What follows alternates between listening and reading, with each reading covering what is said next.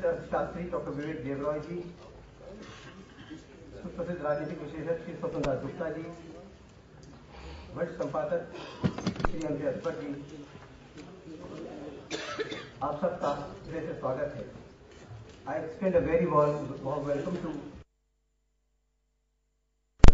commissioners of various countries who are here. मैं सबसे पहले मंच से संसाधकों से अनुरोध करता हूँ कि वे दीप प्रज्वलन कर समारोह का शुभारंभ करें। Please light the lamp so that we begin the program.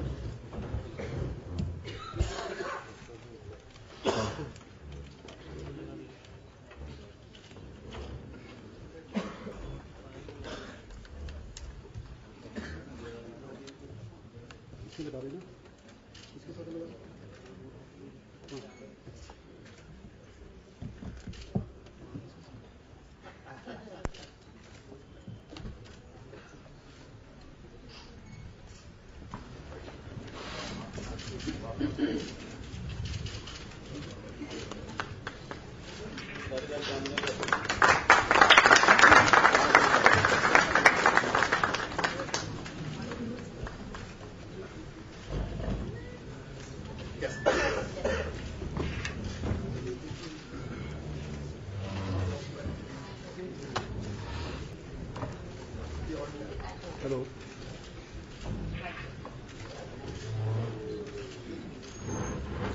आप बंद हो रहा हाँ बोल रहे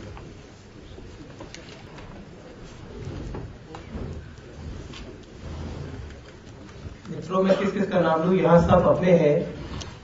मैं जो पंक्ति देखता हूँ सब हमारे परम हितैषी और परम स्नेह देने वाले लोग इस सभागार में उपस्थित हैं। मैं सबका हृदय से स्वागत करता हूँ और अपने मंचस्थ अभ्यासों का स्वागत करने के लिए मैं आमंत्रित कर रहा हूँ श्री कुरान शाह जी को, जो खासतौर से इस कार्यक्रम के लिए अहमदाबाद से आए हैं। उन्होंने इस पुस्तक का गुजराती और अंग्रेजी संस्करण प्रकाशित किया। माननीय राजा सिंह जी को वे कुछ देकर उनका स्वागत करें।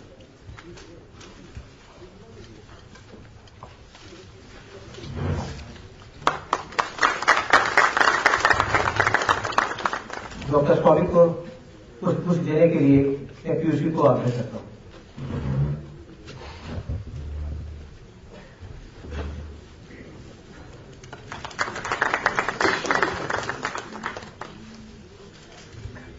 डॉक्टर किरण बेदी के स्वागत के लिए मैं रौनक जी को आमंत्रित करता हूं।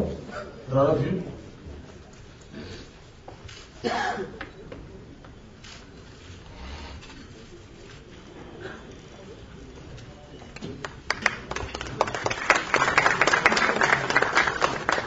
श्री एमजे अकबर जी का स्वागत करेंगे श्री पीयूष जी प्रभात प्रकाशन से।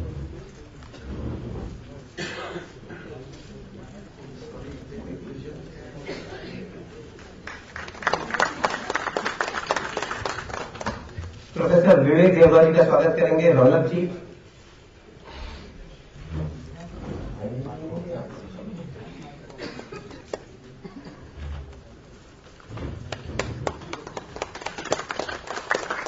श्री स्वतंत्र गुप्ता जी का स्वागत करेंगे श्री कुरान जी।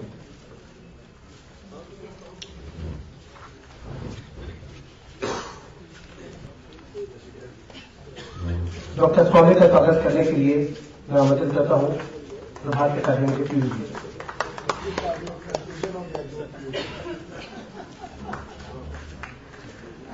पीयूष गोयल जी भी हमारे अपने हैं, बिल्कुल बड़े भाई की तरह। मैं पीयूष जी से आग्रह करता हूं, पीयूष जी का स्वागत करें।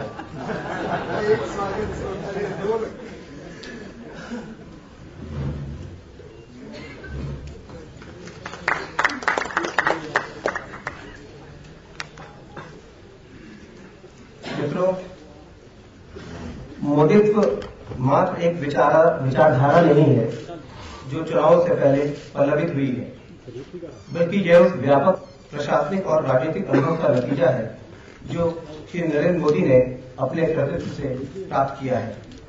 मोदित्व विकास और आशावाद का मूल मंत्र है, जिसे सुनकर ही प्रगति और उन्नति, बेहतर शासन प्रशासन, सामाजिक समरसता और एक विकसित भारत का चित्र आंखों में आ जाता है। Moditva, the idea behind the man, is the compilation of thoughts and vision of Shri Narendra Modi. It has been compiled by the research team of CAG, Citizens for Accountable Governance, and has been published in English and Gujarati by Labha Sahitya Mandir Ahmedabad and in Hindi by Prabhat Prakashan. I request Ms. Tanvi to please come and say a few words about this project and also introduce her CAG team. Thank you. Good evening ladies and gentleman, नमस्ते। हमारी इस पहली book launch event में मैं citizen for accountable governance की ओर से आप सबका हार्दिक स्वागत करती हूँ। हम बहुत आभारी हैं कि आप सब आए हैं हमारे इस लॉन्च इवेंट में। सिटीजन फॉर अकाउंटेबल गवर्नेंस एक यंग प्रोफेशनल्स की टीम है जो अकाउंटेबल गवर्नेंस के मुद्दे पर देश में काम करती है और रिसर्च सीएजी का एक अहम हिस्सा है। हम अपनी रिसर्च और राइटिंग के द्वारा देश की पब्लिक डिस्कोर्स में एक पॉजिटिव कंट्रीब्यूशन लाना चाहते हैं। मोदी जी के ऊपर काफी पुस्तकें लिखी गई हैं, परंतु उनके विचारों और उनकी नीतियों पर मोदित्व एक पहला प्रयास है। And just in English for our foreign friends, I welcome all of you to this first book launch event by the Citizens for Accountable Governance. We are a team of young professionals who work for the issue of accountable governance in India. Research is a very key part of our organization, and through our research and writing, we aim to bring a positive change and positive contribution in the public discourse of this country.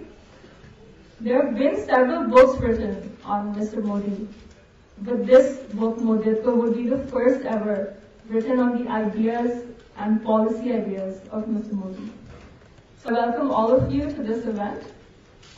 मैं चाहूंगी कि CAG के काफी सदस्य जो आपको देख रहे हैं नीले कुर्तों में इस हॉल के चारों ओर, मैं चाहूंगी कि सीएजी की जो रिसर्च टीम है वो अपना संक्षिप्त में परिचय करें आपसे। I would like to invite members of CAG Research to introduce themselves on stage, and I will begin with myself. My name is Tanvi Ratna.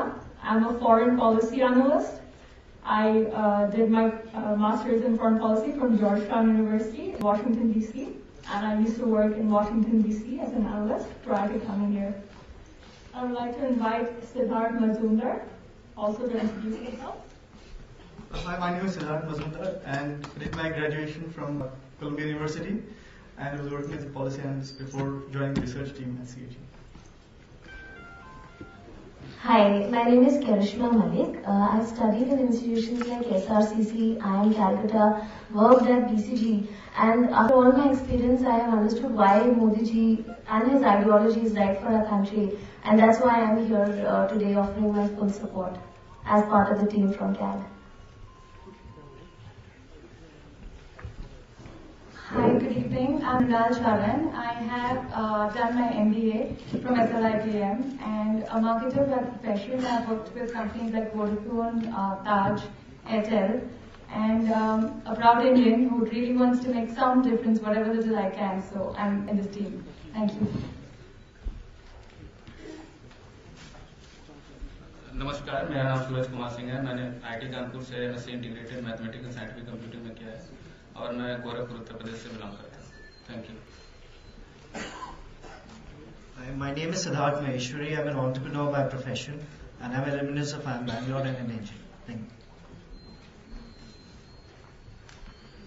Hi, my name is Teesta Thakur. I did my graduation in economics from, my master's in economics from IGITR Mumbai, and I worked with IFMR in Chennai for some time.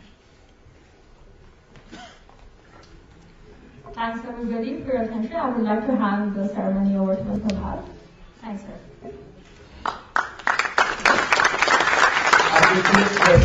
कैसे युवा एक अच्छे काम के लिए अपने career को छोड़कर नरेंद्र भाई के विचारों को आगे बढ़ाने के लिए जुड़े हैं और निश्चित रूप से ये युवा देश के भविष्य है और जब ये इतने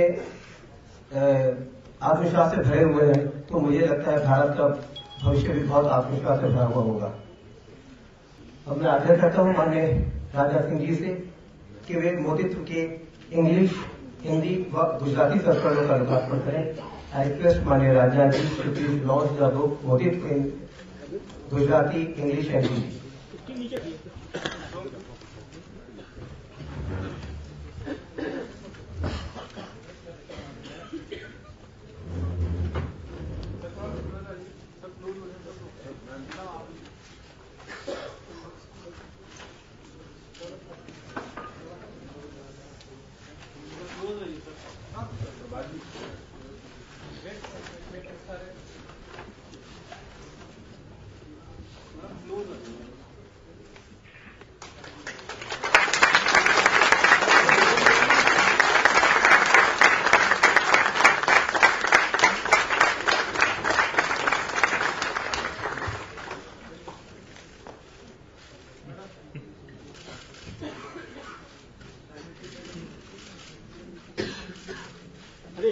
बहुत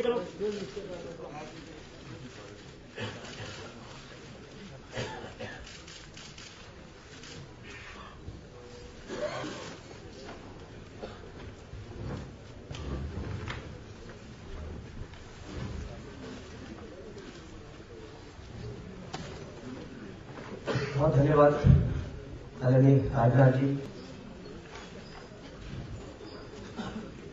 इस मंच में एक और विशेष बात है कि हमारे 3 लेखक इस मंच की शोभा बढ़ा रहे हैं। डॉक्टर सुब्रमण्यम स्वामी, डॉक्टर किरण बेदी और माननीय राजनाथ सिंह जी। कल ही माननीय राजनाथ जी की अध्यक्ष उद्बोधनों की पुस्तकें हिंदी और अंग्रेजी में प्रकाशित होकर हमने पहली प्रति उनके कार्यक्रमों में दी। तो अपने सभी लेखकों का भी अभिनंदन करता हूं इस विषय पर। माननीय राजनाथ जी प्रवक्ता है, कुशल संगठक हैं और वर्तमान में भारतीय जनता पार्टी को आगामी लोकसभा चुनावों में विजय बनाने के संकल्प के साथ पूरे देश का भ्रमण कर रहे हैं। आज उनका कार्यक्रम पहले से तय था, उन्होंने उसे निरस्त कर इस कार्यक्रम में आने के लिए स्वीकार किया। हम उनके आभारी हैं। उन्हें एक पार्टी की कमेटी के लिए उनको जाना है, इसलिए वे हमें संबोधित कर वो चले जाएंगे। मैं उनसे आग्रह करता हूं वे हमारा मार्गदर्शन। धन्यवाद।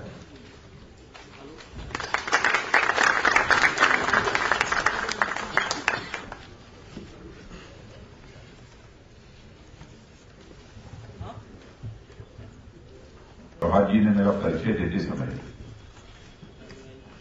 मेरे लिए बहुत सारे एडजेक्टिव्स का प्रयोग किया है और एडजेक्टिव्स का प्रयोग करके उन्होंने मेरी कीमत आप लोगों के सामने बढ़ाने की कोशिश की है। मुझे लगता है कि जैसे आजकल हर चीज की कीमत बढ़ रही है, शायद उसी रौ में प्रभात जी ने हमारी भी कीमत बढ़ाने की कोशिश की।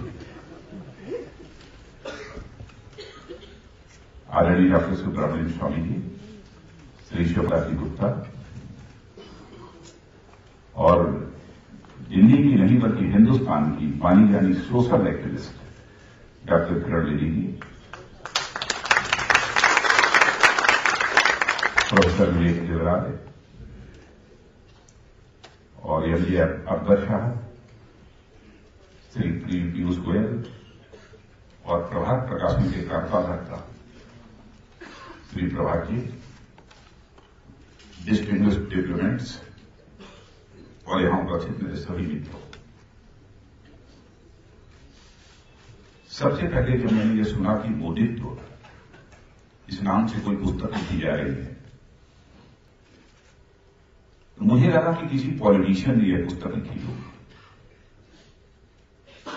शायद वह राज्यसभा में पहुंचना चाहता होगा अथवा गवर्नमेंट बनने के बाद कुछ हासिल करना चाहता होगा, इसलिए शायद उसने यह पुस्तक लिखी है। लेकिन यह पुस्तक की कॉपी कल मुझे मिली, फोटोस्टेट कॉपी। तब मैंने उसमें देखा कि लेखक का नाम था सिद्धार्थ मजूमदार। मैंने कई लोगों से पूछा, हमारे साथ हमारे स्पोक्सपर्सन सुधांशु त्रिवेदी थे। मैंने पूछा कि यह सिद्धार्थ मजूमदार कोई पॉलिटिशियन है क्या? इन्होंने कहा कि वो पॉलिटिशियन नहीं है, एक नौजवान जिसने यूनिवर्सिटी ऑफ कोलंबिया से ग्रेजुएशन किया है और उनके साथ सिटीजन फॉर अकाउंटेबल गवर्नेंस यह टीम है कुछ नौजवानों की, जिन्होंने सभी लोगों ने मिलजुल कर यह पुस्तक तैयार की है। क्योंकि मोदित्वा इस पर पुस्तक लिखा जाना, एक व्यक्ति से उठकर कोई एक आइडिया बन जाए, एक कंसेप्ट बन जाए, यह कोई साधारण बात नहीं है। It is not easy for any person to become a phenomenon. It means a phenomenal qualities and efforts. तो मैं 1-2 दिन तक इस पर विचार करता रहा कि यह मोदित्वा यह पुस्तक लिखी क्यों गई है। क्या सचमुच मोदित्वा एक फेनोमेनन बन गया है? तो मित्रों, मैं ईमानदारी के साथ यह कहना चाहता हूं, मैंने सहज रूप से स्वीकार कर दिया कि भारत की राजनीति में सचमुच मोदित्वा स्वयं में एक आइडिया है और एक फेनोमेनन है। वैसे राजनीतिक क्षेत्र हो अथवा समाज जीवन का कोई भी क्षेत्र हो, लोगों को सफलताएं हासिल होती हैं, लेकिन ये सफलता कैसे हासिल हुई, किस माध्यम से हासिल हुई, किस लिए हासिल हुई, इसका मूल्यांकन किया जाना चाहिए। सफलता हासिल करने के लिए सोर्स ऑफ इंस्पिरेशन क्या है, प्रोसेस क्या है और सफलता हासिल करने के लिए टारगेट क्या है, इन तीन चीजों पर विचार किया जाना चाहिए। और इन तीनों पैरामीटर्स पर मैंने नरेंद्र भाई के पूरे उनकी जो स्टाइल ऑफ फंक्शनिंग है, उनके द्वारा जो काम किया गया है, उनका जैसा व्यक्तित्व है, इन सबको मापने की भरपूर को मैंने कोशिश की। नरेंद्र भाई का हमारा रिश्ता आज का रिश्ता नहीं है, 20वें वर्ष का रिश्ता है।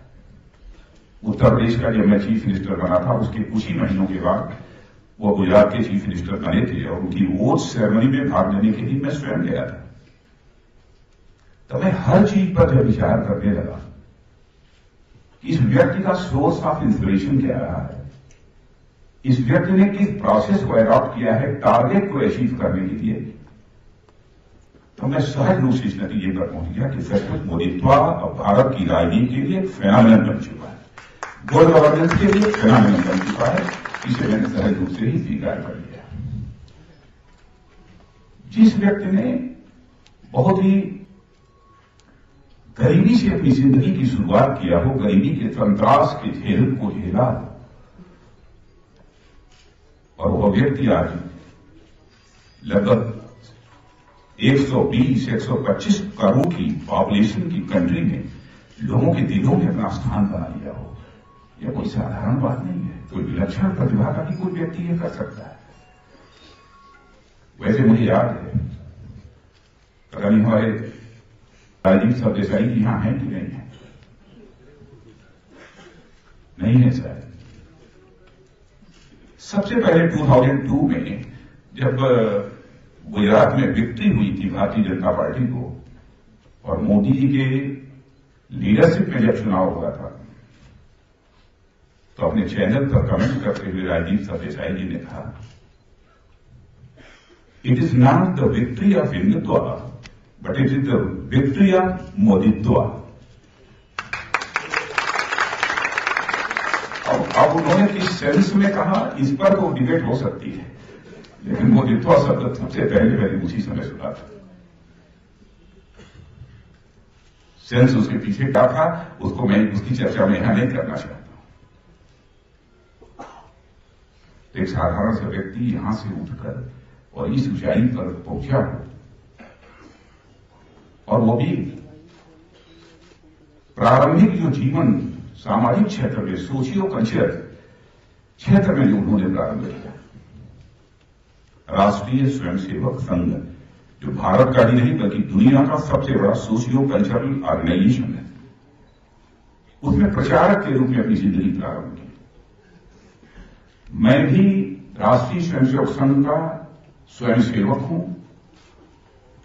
और खुलेआम सरेआम यह बात बोलने में मुझे रंज मात्र भी संकोच नहीं होता।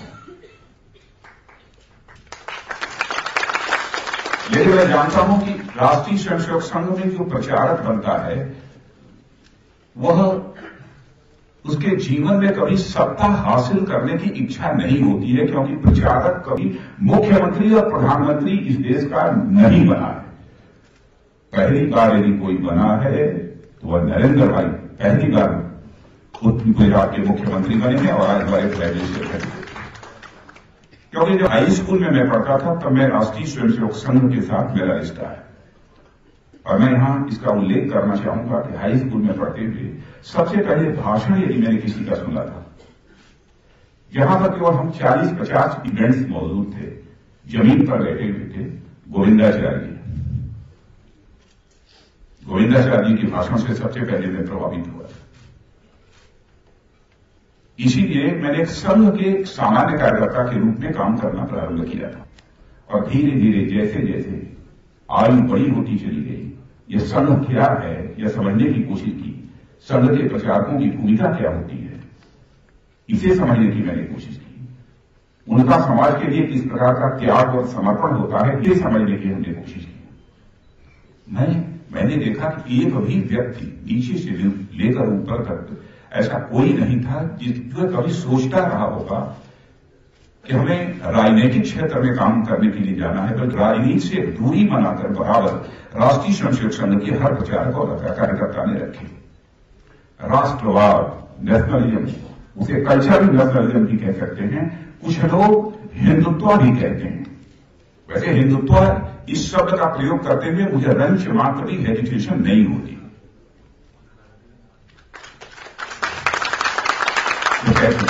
तो उनका एक सोर्स ऑफ इंस्पिरेशन क्या था? आरएसएस यानी कल्चरल नेशनलिज्म। कल्चरल नेशनलिज्म इसका मतलब से कुछ लोग हिंदुत्व कहते हैं, तो मैं हिंदुत्व भी कहना चाहता हूं। प्रोसेस यानी जीवन में प्रचारक के रूप में उन्होंने कार्य प्रारंभ किया। और टारगेट क्या था? टारगेट यही था कि हम भारत को एक महान भारत बनाना चाहते हैं, ऐसा भारत जो केवल धनवान ही न हो सारे विश्व में, बल्कि ज्ञान और विज्ञान में यानी साइंस और टेक्नोलॉजी में भी सारे विश्व का नेतृत्व कर सके, एक ऐसे महान भारत का हम निर्माण करना चाहते हैं। सोच यह थी, भारत को हम पुनः विश्व गुरु बनाना चाहते हैं। और मैं जानता हूं राष्ट्रीय स्वयंसेवक संघ में यदि भारत को विश्व गुरु बनाने की बात करते हैं तो केवल भारत के इकोनॉमिक डेवलपमेंट की बात नहीं करते। केवल इकोनॉमिकली डेवलप्ड होने से कोई कंट्री विश्व गुरु नहीं बन सकती। इकोनॉमिक डेवलपमेंट के साथ साथ स्पिरिचुअल डेवलपमेंट भी होना चाहिए, तभी जाकर भारत विश्व गुरु के पद पर आसीन हो सकता है। और सचमुच जिसकी इसमें आस्था होगी वही राष्ट्रीय स्वयंसेवक संघ का प्रचारक बनना और स्वीकार करेगा। उन्होंने सोचा भी नहीं होगा कि मैं कभी मुख्यमंत्री बनूंगा, प्रधानमंत्री बनूंगा। यह उनकी सामाजिक सांस्कृतिक क्षेत्र की भूमिका थी, सोशियो कल्चरल सेक्टर की उनकी भूमिका थी। और उसके बाद राजनीतिक आंदोलन, जेपी आंदोलन में भी बड़ी सक्रिय भूमिका का उन्होंने निर्वाह किया। और मैं यह भी जानकारी आपको दे देना चाहता हूं कि जब वो भारतीय जनसंघ में उन्होंने प्रवेश किया तो संगठन मंत्री के रूप में, हमारे यहां परंपरा है कि भारतीय जनता पार्टी है, तो अब इसके पहले जो भारतीय जनसंघ हुआ करता था उसमें यदि कोई संगठन मंत्री के रूप में भूमिका निभाता था तो यह पक्की मुहर उसके ऊपर लग जाती थी, वो पार्टी का अध्यक्ष कभी नहीं बन सकता, वो मुख्यमंत्री, मंत्री अथवा प्रधानमंत्री कभी नहीं बन सकता है। यह एक शर्त होती है। डेस्टिनी को जहां ले जाना था, जो रोल उसको किसी के द्वारा प्ले कराना था, डेस्टिनी ने वह रोल प्ले कराया। और यदि मैं सारी रोल्स यानी भूमिकाओं के बारे में मैं सोचता हूं तो एक तो सोशियो कल्चरल क्षेत्र में उनकी भूमिका, और दूसरी तरफ राजनीतिक आंदोलन, पॉलिटिकल जो एजिटेशन हुए उसमें उनका रोल, जेपी आंदोलन में आडवाणी जी की जितनी यात्राएं प्रारंभ हुई उसमें उनकी भूमिका, डॉक्टर जोशी जी की जो यात्रा प्रारंभ हुई थी उनके अध्यक्ष रहते हुए, उसका पूरा संचालन, पूरा नियंत्रण यदि किसी के हाथ में था तो छोटी आयु में नरेंद्र भाई के ही हाथों में था। और बाद में तो मुझे ज्यादा बताने की जरूरत नहीं है, भारत ही नहीं, हिंदुस्तान ही, भारत ही नहीं बल्कि सारी दुनिया उससे परिचित है। गुड गवर्नेंस किसे कहते हैं? और डेवलपमेंट के क्षेत्र में वो आपको इस रूप में उन्होंने लाकर खड़ा कर दिया है कि सच में भारत में डेवलपमेंट के कंटेक्स्ट में यदि कोई स्टेट मॉडल स्टेट के रूप में जानी जाती है वो हम गुजरात है। लोग उसका उदाहरण कर देते हैं, कैसे देते हैं इसके बहुत ज्यादा डिटेल में मुझे जानने की आवश्यकता नहीं है। यानी एडमिनिस्ट्रेशन के क्षेत्र में, सोशियो कल्चरल क्षेत्र में, साथ ही साथ पॉलिटिकल एजुकेशन के क्षेत्र में, और फिर तीसरा एडमिनिस्ट्रेशन के क्षेत्र में भूमिका। तीनों भूमिकाएं एक दूसरे से पूरी तरह से अलग अलग है। तो क्या यह सच नहीं है कि इन तीनों क्षेत्रों में जिस व्यक्ति ने बहुत ही प्रभावी तरीके से अपनी भूमिका निभाई हो, क्या वह साधारण प्रतिभा का कोई व्यक्ति होगा। मित्रों, तीनों की भूमिकाएं अलग अलग होती हैं। तीनों भूमिकाओं को यदि बहुत ही श्रेष्ठ तरीके से यदि किसी व्यक्ति ने निर्वाह किया है तो मैं कह सकता हूं कि निश्चित रूप से वह विलक्षण प्रतिभा का ही कोई व्यक्तित्व होगा। सामान्य व्यक्ति इस काम को नहीं कर सकता, और ऐसा मैं मानता हूं। अब यदि गवर्नेंस की यदि मैं बात करूं तो लोग कहेंगे साहब 10 साल तक 12 साल तक इनकी गवर्नमेंट थी, कौन सा बड़ा कमाल कर दिया कि एक छोटी सी 6 करोड़ 7 करोड़ की पॉपुलेशन की स्टेट में थोड़ा डेवलपमेंट कर दिया, कौन सा बड़ा कमाल कर दिया, कह सकता है कोई। और ये आरोप लगाने वाले अथवा यह कहकर नरेंद्र भाई को बेलिटिल करने वाले लोगों से मैं पूछना चाहता हूं, पश्चिम बंगाल में तो more than 30 year, approximately 35 year तक मार्क्सवादी कम्युनिस्ट पार्टी की गवर्नमेंट थी। जाकर कोई वेस्ट बंगाल को देखें, बिहार में आरजेडी की गवर्नमेंट, लालू भाई वहां के 15 वर्षों तक लगातार मुख्यमंत्री थे, क्या डेवलपमेंट हुआ? लंबे समय तक चेयर पर रहने के कारण ही कोई डेवलपमेंट करेगा, इस बात की गारंटी नहीं दी जा सकती। व्यक्ति का परफॉर्मेंस कैसा है इसका अंदाज तो 6 महीने से लेकर 1 वर्ष के अंदर ही सामान्यतः मिल जाता है कि इस व्यक्ति के अंदर एडमिनिस्ट्रेटिव स्किल कैसी है, इस व्यक्ति का गवर्नेंस को चलाने का इंटेंशन कैसा है। मनुष्य के जीवन में इंटेंशन की सबसे बड़ी अहमियत होती है। आप चाहे जितना भी बड़ा काम करें, लेकिन इंटेंशन यदि आपका क्लीन नहीं है, नीयत यदि साफ नहीं है, तो परिणाम कभी भी अच्छे नहीं आ सकते, सुखद नहीं आ सकते। इंटेंशन का भी मनुष्य के जीवन में बहुत बड़ा महत्व है। यदि इंटेंशन यदि खराब रहा होता कि हमको सत्ता का सुख भोगना है, तो मैं समझता हूं शायद वैसी वो गवर्नेंस वो न देगा। और मैं यही कभी कभी जो विचार करता हूं कि 2002 का जो गुजरात का दंगा हुआ, गुजरात के दंगे के बाद इस हिंदुस्तान का, और केवल उसी समय का नहीं बल्कि पूरे आजाद भारत में सबसे अधिक पॉलिटिकली टारगेटेड यदि कोई पॉलिटिशियन रहा है तो उस पॉलिटिशियन का नाम नरेंद्र मोदी है। सबसे अधिक पॉलिटिकली टारगेटेड कोई व्यक्ति रहा है तो नरेंद्र मोदी। कैसे कैसे उनके ऊपर आरोप लगे। कहा जाता था कि उन्होंने कह दिया कि नहीं चलो 24 घंटे तक गोली चलाते रहो, जितने मार सकते हो मारो। क्या इसकी कल्पना की जा सकती है? मैं भी स्टेट का चीफ मिनिस्टर रहा हूं, मैं कॉन्फिडेंस के साथ कह सकता हूं कि मित्रों, कोई भी चीफ मिनिस्टर ये कभी नहीं चाहता है कि हमारी चेयर पर रहते हुए, चीफ मिनिस्टर की चेयर पर रहते हुए हमारी स्टेट में किसी भी प्रकार की एनार्की पैदा हो। कोई नहीं चाहता। अब आप ये कल्पना करिए कि यदि किसी के ऊपर बेसलेस एलिगेशन यदि लगाया जाता हो तो उसको कितनी मानसिक त्रासदी, कितने साइकोलॉजिकल प्रेशर का सामना उसको करना पड़ता होगा, इसकी आप सहज कल्पना कर सकते हैं। डेवलपमेंट उन्होंने क्या क्या किया, कैसे कैसे किया, इन सब सारी चीजों की चर्चा मैं यहां नहीं करना चाहूंगा क्योंकि हमारे कई वक्त का यहां पर। लेकिन कोई कह सकता है कि आप भारतीय जनता पार्टी के अध्यक्ष हैं, आपकी पार्टी ने उन्हें प्राइम मिनिस्टर कैंडिडेट के रूप में प्रोजेक्ट किया है, इसलिए आप उनकी प्रशंसा कर रहे हैं।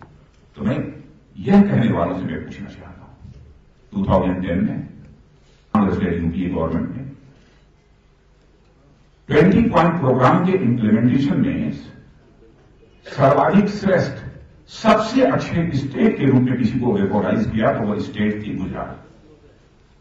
इतना ही नहीं, हमारा बनाया हुआ राजीव गांधी फाउंडेशन नहीं है, हमारे परिवार के लोगों का बनाया हुआ राजीव गांधी फाउंडेशन नहीं है। राजीव गांधी फाउंडेशन ने भी मोस्ट प्रोबेबली 2011 में गुजरात के डेवलपमेंट की तारीफ की है। इतना ही नहीं, यूएस जिसके बारे में कहा जाता था कि वो नरेंद्र मोदी को वीजा देने को तैयार नहीं है, नरेंद्र मोदी की आलोचना करने वाला माना जाता था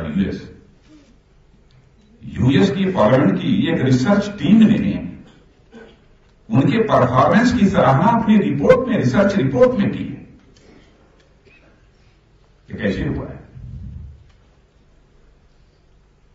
सभी ने सराहना की है। और मैं तो कहता हूं कोलंबिया यूनिवर्सिटी चले हुए जहां बच्चे सिद्धार्थ मलिंगार, उनके साथ की यह पूरी टीम, वहां से बच्चे, आजकल के बच्चे कितने शार्प हैं, कितने इमेजिनेटिव हैं, कितनी इनोवेटिव थिंकिंग की यह सब सारे बच्चे हैं, बताने की जरूरत नहीं है। ऐसा नहीं है दिमाग इनका बिल्कुल बंद हो, लॉक हो और केवल हवा का रुख देखकर वो सीधे भारत में चले आए हों कि हमारी जवानी, हमारी तरुणाई की सार्थकता इसी में है कि भारत में परिवर्तन होना चाहिए और उस परिवर्तन की अगुवाई जो इस समय कर रहा है मोदी, तो उसके द्वारा परिवर्तन होना चाहिए। ये इनके दिल में कहीं कहीं इनकी जीवन के बाद समझ में आई होगी। आजकल के बच्चे कितने एनालिटिकल होते हैं, हर चीजों का विश्लेषण कितनी बारीकी के साथ करते हैं। इसे आप भी समझते हैं, हम भी अच्छी तरह समझते हैं। अब मैं ये भी ईमानदारी से बता दूं, मैंने पुस्तक को पढ़ा नहीं है क्योंकि इस समय चुनावी महीने प्रारंभ हो गए हैं। 1.5 महीने के अंदर पोलिंग शुरू हो जाएगी और जो पार्टी का अध्यक्ष हो उसकी कितनी बड़ी जिम्मेदारी होती है। मैं बताऊं, प्रातः काल से लेकर रात की 11-12 बजे तक श्वास लेने की उसको फुर्सत नहीं रहती। पढ़ा नहीं है। कल मुझे प्रभात जी ने शायद आपने कुछ नोट बनाकर भेजा था मुझे, वो भी नहीं पढ़ पाया हूं प्रभात जी पूरा। हाँ, बैठकर थोड़ी देर के लिए कुछ मैंने नोट्स ले लिए थे, अपने जल्दी जल्दी जितना बना सकता था थोड़ा कुछ नोट्स मैंने बना लिए थे ताकि कुछ चीजें हमारे जेहन में हों, इसलिए बना लिए। उसमें देखा कि 14 सूत्रों की चर्चा की गई है। 14 सूत्र, उसमें सेकुलरिज्म के बारे में है। सेकुलरिज्म का मतलब नरेंद्र भाई ने जो कहा, सेकुलरिज्म मीन्स इंडिया फर्स्ट। हमारी जेहन में तो कभी ये बात नहीं है। सेकुलरिज्म का मतलब इंडिया फर्स्ट। अब ये बात सही है कि कुछ लोगों में सेकुलर नहीं मानते हैं। हाँ, लेकिन उन्हें मैं यह बताना चाहता हूं कि नरेंद्र भाई परवर्टेड सेकुलरिज्म में विश्वास करने वाले नहीं है, बल्कि नरेंद्र भाई पॉजिटिव सेकुलरिज्म में विश्वास करने वाले हैं। परवर्टेड सेकुलरिज्म नहीं, बल्कि पॉजिटिव सेकुलरिज्म में विश्वास करने वाले हैं। ज्यादा कोई देखे गुजरात में, बहन भाइयों, इस हिंदुस्तान में किसी स्टेट में माइनॉरिटीज की पर कैपिटा इनकम सर्वाधिक है तो गुजरात स्टेट में है। यहां के चीफ मिनिस्टर को अभिनव कहा जाता है। क्या हिंदुस्तान में केवल 2002 में ही कम्युनल राइट हुआ? क्या दूसरे राज्यों में नहीं हुआ? क्या हजारों प्रकार के राइट्स नहीं हुए? क्या वो बीजेपी के रिजिम में हुए, मोदी के रिजिम में हुए? क्या ये सच नहीं है कि वहां पर मिस्टर जितेंद्र देसाई कांग्रेस के जो मुख्यमंत्री हुआ करते थे, उनके रिजिम में भी एक दंगा हुआ जिसमें कि सारी मस्जिद और बाजार तोड़ डाले गए? क्या यह सच नहीं है कि असम में मिस्टर सैकी आके रहते, चीफ मिनिस्टर रहते हुए 24 घंटे के अंदर 5,000 से अधिक लोगों की जाने गई थी, मर्डर हुआ? भूल गए लोग। केवल वोट बैंक की पॉलिटिक्स जो सोच है उसके कारण जो देश की जनता को याद दिलाया जा रहा है, डिवाइड एंड रूल, देश की जनता को बांटो और राज करो, यही लक्ष्य है सामने। वैसे और भी बहुत सारी चीजें हैं, मैं उन सारी चीजों का उल्लेख नहीं करूंगा क्योंकि कई हमारे यहां पर विद्वान वक्ता बैठे हैं, वो अपने विचार व्यक्त करेंगे। लेकिन एक बात और जो मुझे लगी, उन्होंने कहा कि मिनिमम गवर्नमेंट और मैक्सिमम गवर्नेंस, शायद मिनिमम गवर्नमेंट और मैक्सिमम गवर्नेंस देश को आजादी हासिल होने के बाद इस देश में रही होती तो आज जो देश की दुर्दशा है, देश की दुर्गति, शायद हमको ये देखने को न मिली होती। मैक्सिमम गवर्नमेंट रही है, मिनिमम गवर्नेंस रही है इस देश में। अब आज क्या हो रहा है, माने देश की गरीब जनता को पेट भरने के लिए भी फूड सिक्योरिटी बिल लाने की जरूरत पड़ रही है। ये गवर्नमेंट कर रही है। ये गवर्नमेंट क्यों करने की जरूरत पड़ी है? क्यों? गवर्नेंस नहीं, गवर्नेंस नहीं। महंगाई यदि बढ़ जाती है, वेजिटेबल्स की यदि कीमतें बढ़ जाती हैं तो क्या होता है? गवर्नमेंट ठेला लगाकर सब्जी बेचने लगती है दिल्ली में, दाल और चावल भी गवर्नमेंट ही बेचने लगती है। यह अंतर होता है मिनिमम गवर्नमेंट और मैक्सिमम गवर्नेंस के बीच यह अंतर होता है। यह सब जो कंसेप्ट दिया है। अब गुजरात में मैं समझता हूं कि बहुत सब्सिडी और ये और वो बहुत सारी जो चीजें दी जाती बहुत ही कम है, बहुत सारे अन्य स्टेट्स की अपेक्षा बहुत ही कम है।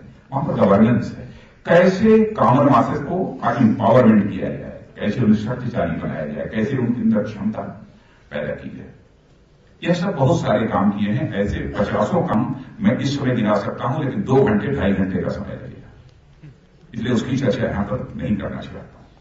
हाँ, यह मैं जरूर बताना चाहता हूं कि अभी तक जो रैलियां हुई हैं सारे देश भर में, तो स्टेट्स की जो रैली हुई है पूरे राज्यों की, मैं और मोदी जी हम दोनों साथ हैं। मैं जब 23 साल का या 22 साल का था, पहली बार मैं राजनीति में मैंने प्रवेश किया था। 20 साल में एमएससी किया था फिजिक्स में, और उसके बाद मैंने प्रवेश किया था। उस समय से मैं देख रहा हूं, और स्टेट की पॉलिटिक्स में और सेंट्रल पॉलिटिक्स में तो लगभग 20 वर्षों तक 22 वर्षों का समय इसमें भी गुजर गया है। जितनी बड़ी रैलियां हो रही हैं, जिस तरीके से भीड़ उमड़ रही है, इसकी तो मैं कल्पना भी कभी मैंने नहीं किया था कि ऐसा भी हमको देखने को मिलेगा। और ऐसा होता है कि कभी केवल भीड़ लाई जाती है, लेकिन भीड़ यदि स्वयं यदि किसी को सुनने आती है, और उस भीड़ में नौजवानों का जो उमंग और उत्साह देखने को जो मिलता है, ज्वार जो उनके अंदर देखने को मिलता है, मैं कह सकता हूं ये भी मोमेंट था कि उस समय थोड़ा ये ज्वार हमको नौजवानों के अंदर देखने को मिलता था, लेकिन आंदोलन के प्रति वह ज्वार था। लेकिन व्यक्ति के प्रति ज्वार स्वतंत्र भारत के इतिहास में पहली बार हमको देखने को मिला है, तो नरेंद्र भाई की रैलियों में। ऐसा ज्वार मुझे इसके पहले कभी देखने को नहीं मिला। नवयुवकों को के अंदर क्या देखते हैं, इस प्रकार सारी चीजों का केंद्र वो नवयुवक को ही मानते हैं। उसकी एनर्जी का मैक्सिमम यूटिलाइजेशन, प्रॉपर यूटिलाइजेशन कैसे किया जा सकता, जैसे मैंने कहा कैसे उसकी स्किल डेवलपमेंट किया जा सके, इनोवेटिव आइडिया उसके अंदर पैदा हो, इसके लिए कैसे उसको इंस्पायर किया जा सके, उसकी मैक्सिमम जो कैपेसिटी है, एफिशिएंसी, उसका प्रॉपर यूटिलाइजेशन कैसे किया जा सके। ये सब सारी चीजों के संबंध में बहुत सारे विचार हैं। और मैं समझता हूं इधर तो शायद कई घंटे, इधर गोवा में मई महीने में जब मैं इलेक्शन कैंपेन कमेटी की मैंने घोषणा की थी, मैंने घोषणा करने वाला मैं सब कुछ नहीं हूं, मैंने नहीं किया कुछ। हमने जो पार्टी का सर्वसम्मत फैसला था वही किया। 13 सितंबर को भी प्रेसिडेंशियल कैंडिडेट के रूप में, चूंकि पार्टी का अध्यक्ष था इसलिए मुझे घोषणा करनी थी, इसलिए मैंने किया। लेकिन यह काम मैंने ही नहीं किया, हमारी पूरी पार्टी ने मिलकर इस काम को किया, पूरी पार्टी ने। तब से मुझे बहुत लंबे समय तक साथ रहने का अवसर मिला है, और भिन्न विषयों पर उनके साथ हमारी बातचीत हुई है। तो यह जो एक फेनोमेनन है सामाजिक, राजनीतिक और प्रशासनिक क्षेत्र में गवर्नमेंट में काम करने का, और जो उनकी तरह की सोच है, इसे हम मोदित्वा यदि कहते हैं तो मैं समझता हूं ये एग्जैगरेशन नहीं होगा, या सिर्फ नहीं होगा। इसलिए मैं सच में बधाई देना चाहता हूं ये अपने सिद्धार्थ मलिंदार को और उनकी पूरी टीम को, और प्रकाशन के लिए प्रभात जी, मैं सचमुच आपकी कितनी तारीफ करूं कि आपने ऐसी पुस्तकें अपने प्रकाशन के माध्यम से प्रारंभ की हैं, ऐसी पुस्तकें प्रारंभ की हैं। और मैं देखता हूं कि बराबर हमारे प्रभात जी इस प्रकार के कार्यक्रम आयोजित करते रहते हैं। मैं प्रभात प्रकाशन को भी अपनी तरफ से बधाई देना चाहता हूं, और मुझे विश्वास है आगे कुछ इस प्रकार की पुस्तकें और भी हम लोगों के सामने आएंगी। मुझे लगा है कि मैंने कुछ ज्यादा समय ले लिया, जो नोट करके लाया था उसे देख भी नहीं पाया, इसलिए ज्यादा कुछ न कहते हुए इस कार्यक्रम के जो ऑर्गेनाइजर हमारे सिटीजन अकाउंटेबल गवर्नेंस के हमारे जो नौजवान हैं उनको मैं बधाई देता हूं, और उनसे आयु में बड़ा होने के नाते उन्हें मैं आशीर्वाद भी देता हूं, उनके उज्जवल भविष्य की मैं कामना करता हूं, और ईश्वर से यह मैं प्रार्थना करता हूं जहां इन नौजवानों के अंदर सिटीजन्स फॉर अकाउंटेबल गवर्नेंस के नौजवानों के अंदर योग्यता, क्षमता, प्रतिभा और देश के लिए कर गुजरने की तड़पन पैदा करे, वैसे ही हिंदुस्तान के सभी नौजवानों के अंदर देश के लिए कुछ कर गुजरने की तड़पन पैदा करे परमात्मा। सभी परमात्मा से प्रार्थना करते हुए और आप सभी को धन्यवाद देते हुए अपना निवेदन समाप्त करते हैं।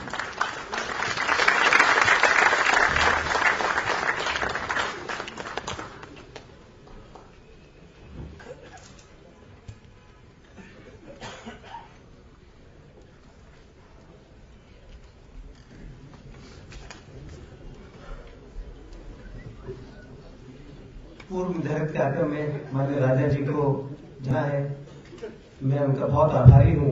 वे आए, उन्होंने हमें मार्गदर्शन दिया और सचमुच ये जो अवधारणा है मोदित्व की, उसको उन्होंने और पुष्ट किया है। कार्यक्रम का पहला चरण यहाँ समाप्त हो रहा है। अब मोदित्व पर परिचर्चा के लिए मैं ये मंच आदरणीय श्री एम जेठमल जी को सौंपता हूँ। वे परिचर्चा में सब लोगों से संवाद करेंगे, विभिन्न विषयों पर बात करेंगे।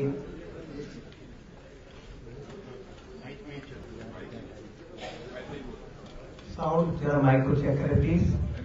गुस्ताखी के लिए मैं क्षमा चाहता हूँ, क्योंकि है इसलिए जाना पड़ रहा है, क्योंकि मैं सब कुछ सुनना चाहता था डॉक्टर स्वामी जी को, हमारे स्वपन दास जी को और डॉक्टर किरण जी को, विवेक जी को, सारे लोगों को, लेकिन मैं ये गुस्ताखी कर रहा हूँ, लेकिन मुझे विश्वास है कि आप लोग मुझे माफ करेंगे मेरी मजबूरी को समझ के। बहुत बहुत धन्यवाद।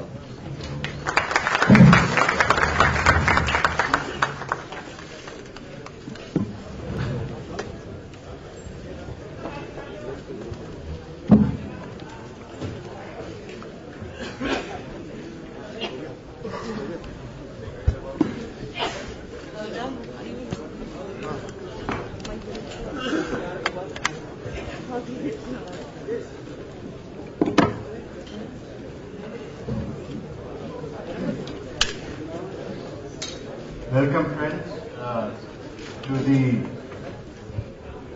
discussion part of this afternoon.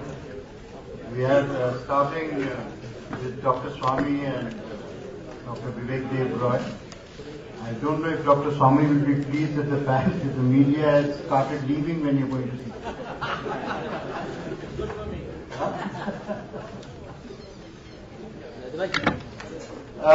It gives me great pleasure to be with you and to sort of initiate these discussions.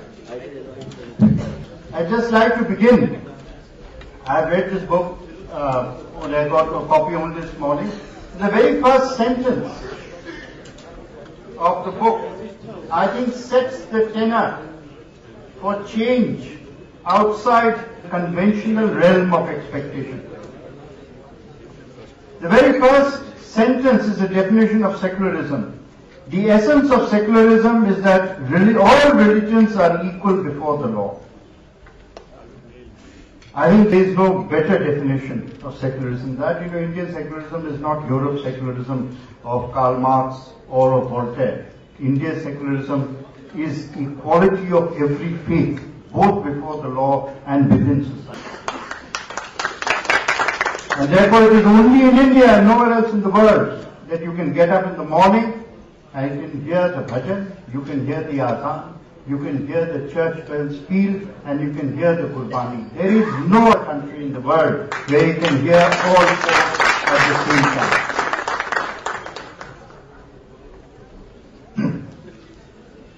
It is only then that India will prosper. आपको सिर्फ एक बात मैं बताता हूँ, देखिए कोई भी आता है आपके सामने बात करने के लिए, जो भी हो, बहुत बड़ा ऑडिटर भी हो, हम जैसे नादान भी हो, तो कोई ना कोई हम सोच के आता है कि हमें क्या कहना है। लेकिन अगर सामने ऑडियंस के अंदर क्राइसिस मोमेंट आ जाए तो फिर सोच जो है, जो हम सोच करके आते हैं, सब भूल जाते हैं। उस वक्त जो इंस्टिंक्ट है वो प्रिवेल करता है। दिल में जो होती है बात वो जुबान पे आ जाती है, नस में होती है, नफ्स में भी जो बात आती है वो आ जाती है।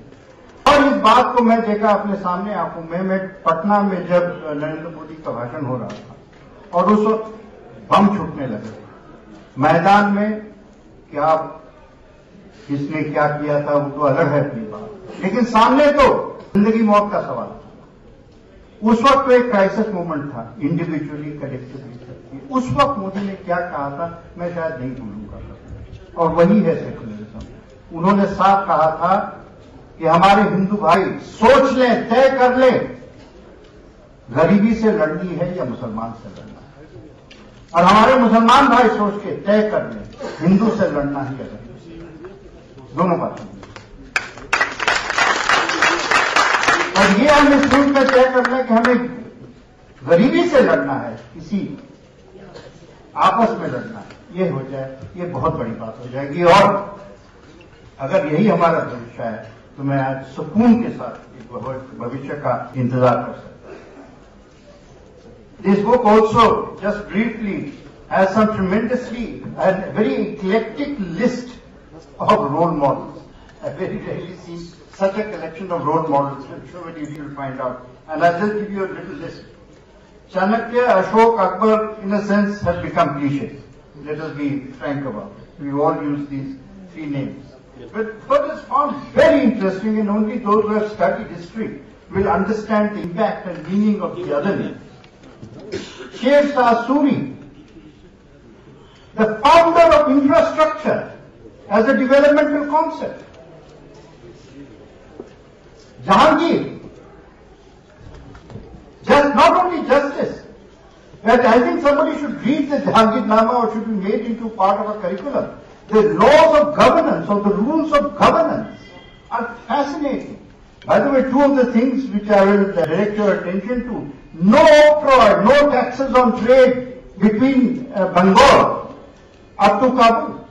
No taxes on trade, and full security for every citizen wherever he travels. That was the meaning of security and Krishna Dev Raya. From there to Thatcher. But most interesting was the citation of the Napoleonic Code as the basis of what should be secularism. That France may be a Catholic country, it doesn't matter, but every religion has equality before the law. So, there are lots of pearls out here, including concepts, minimum government, maximum governance you've also heard. I just want to leave a thought with you that all manifestos in any election are equal.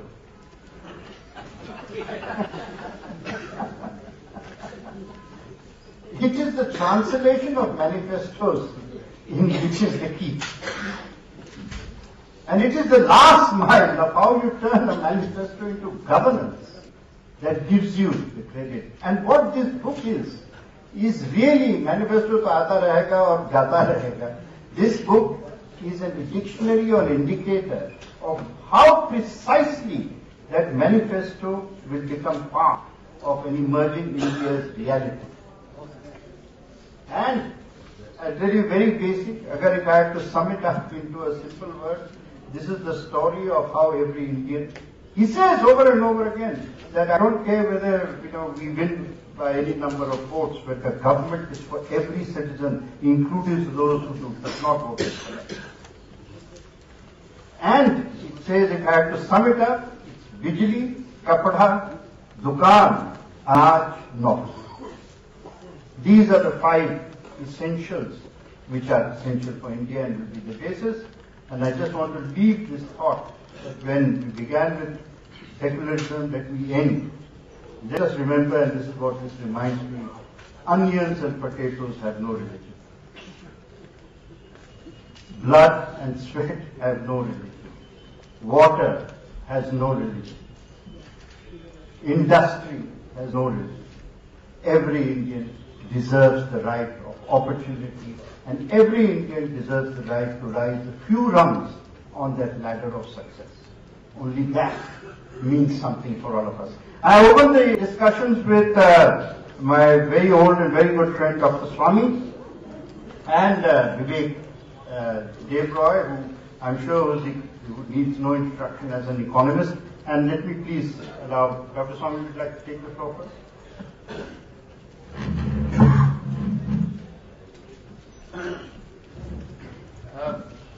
After that, there'll be an opportunity for a few brief questions. My only request to you, please keep it questions. Dr. Swamy is the one speaking, not those asking questions. How much time these people have?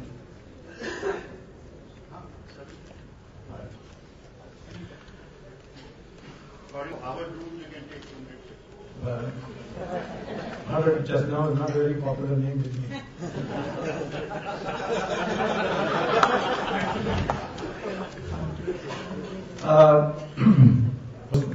Mr. Chairman, distinguished panelists, first I want to congratulate the CAG for bringing out a book which is very, very appropriate at this moment of time, because the world over there is an acceptance that Mr. Narendra Modi becoming the next Prime Minister has a very, very high probability. What the world in the beginning should know is that Narendra Modi is not a thinker who, in economics, which is the topic assigned to me, thinks in the traditional framework of the way the economics is taught all over the world. He is, in my opinion, a person who has articulated in practical terms what long ago Dindayal Upadhyay had formulated as the theory of integral humanism. Throughout his writing, speeches, and what has been extracted here in this book, the emphasis is material progress must harmonize with spiritual development. The economics that is taught all over the world is one-dimensional theory, which is purely how you can either maximize your profit or maximize your production. And the question of value system, it doesn't figure in any of these discussions. Going through the book, Moditva means, of course, Modiness. That is the distinctiveness of being Modi, or what is the subtitle idea behind the man.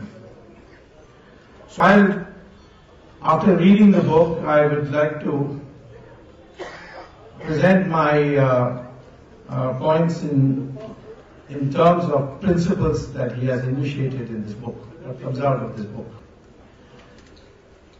The first key proposition of Mr. Narendra Modi is what I would call as the market principle, where he says that people will be willing to pay for assured good quality goods and services they need for their economic activity, and there is no need to subsidize it. This he has demonstrated in the supply of electricity to farmers and industrialists in Gujarat. The second principle is that what we have to ensure as a part of this market principle is that there is a level playing field for both the producers, the competitors, the consumers.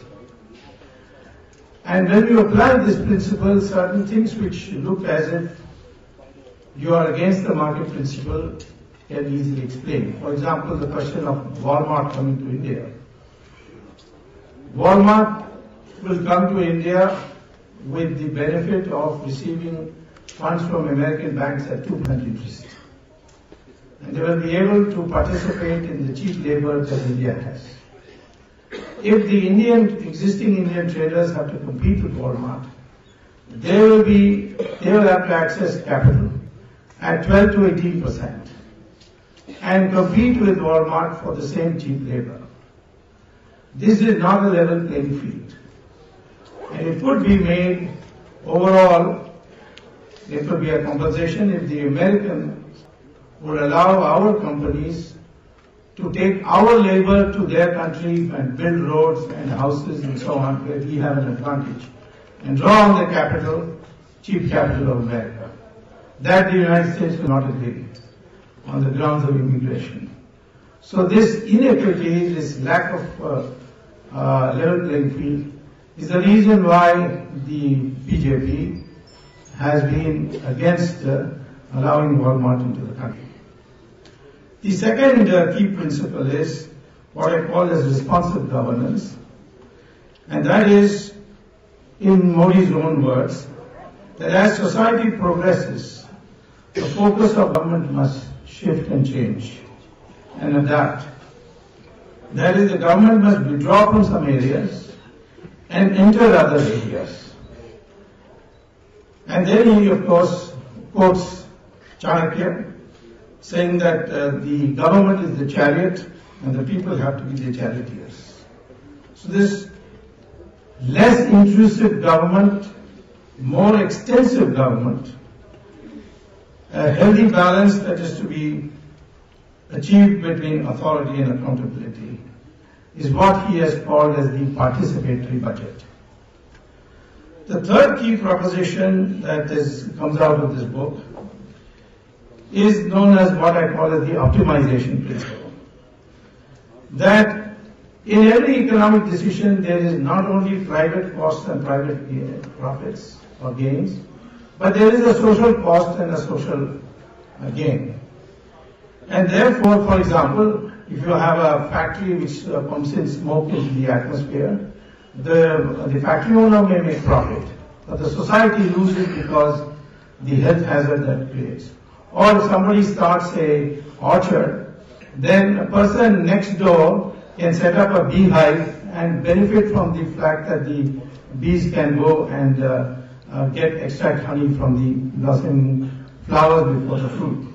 So these are things which are part of the social gains which he wants to focus, and therefore he has advocated that every economic decision must take into account the social cost and social benefits. The fourth key principle that comes out of his writings is that of decentralization.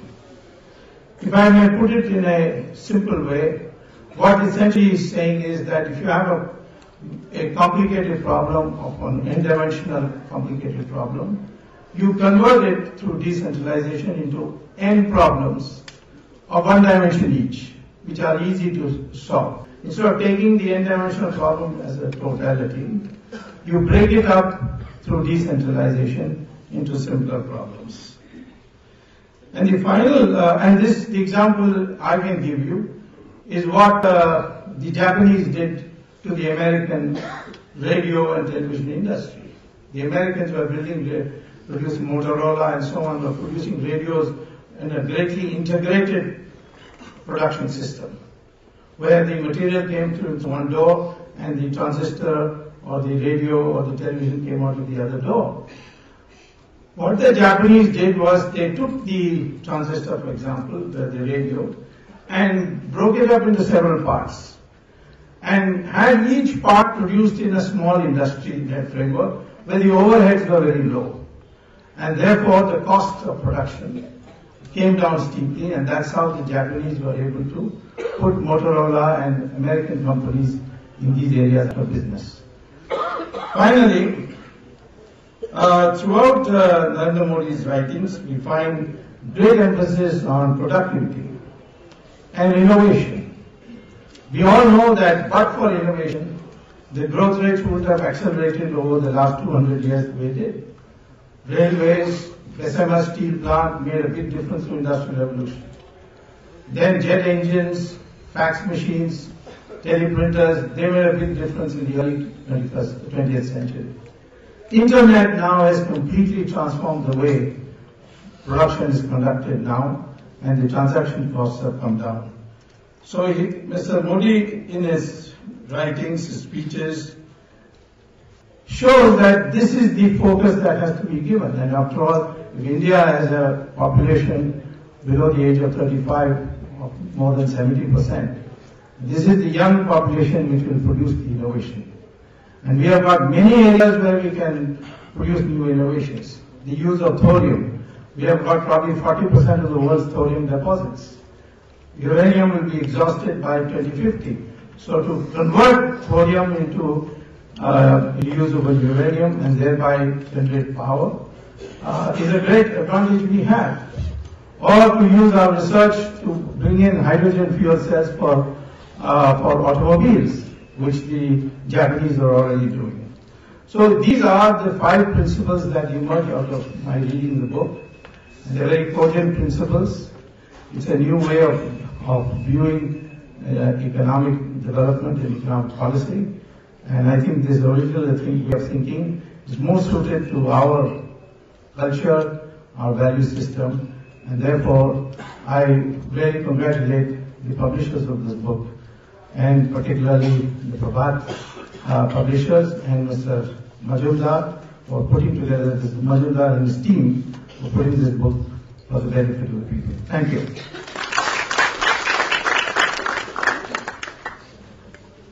Vivek?